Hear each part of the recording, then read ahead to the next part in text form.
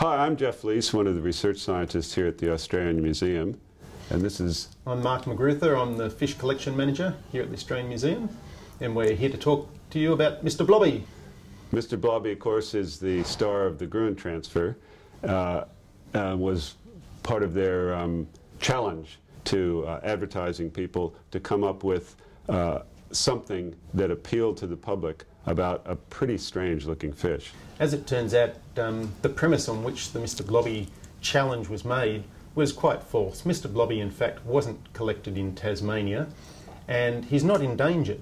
In fact, Mr. Blobby was caught on a research cruise. It was called the Norfans cruise, which investigated the deep waters off between Australia and New Zealand. In fact, Mr. Blobby is not even Mr. He's Ms. Blobby. Yeah. On that particular cruise, there are two deep sea ridges, the Norfolk Ridge and the Lord Howe Rise between Australia and New Zealand.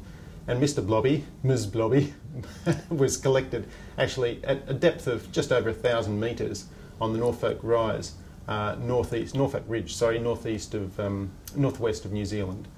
And Mark was on that cruise and participated in catching Ms. Blobby sorry, and helping to take the photograph while the fish was still fresh. Now, the fish is currently in the collection here at the Australian Museum, in a preserved state, preserved in alcohol, and looks a little bit different than it did when it was fresh.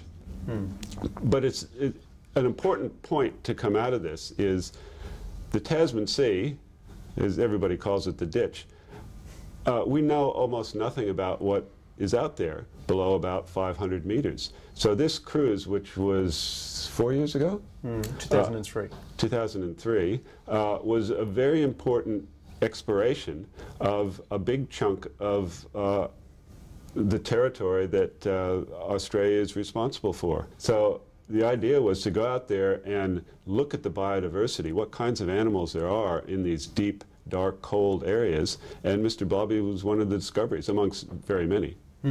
As it turns out, there were many, many specimens, not just fishes, but corals and all kinds of different things collected as well.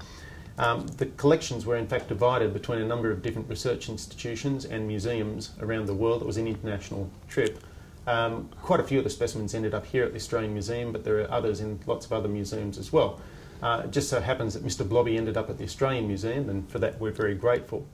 Jeff just alluded to the difference between the fixed specimen, the preserved specimen, the natural one, freshly caught. Mr. Blobby, with his very depressed body shape, his depressed look too, with a frown on his face, is because he's not adapted to be sitting out in the air. He's adapted to be living 1,000 metres down on the bottom in the ocean. And when you take him out, of course, that's why he becomes blobby. When he's in the ocean, he doesn't look like that at all.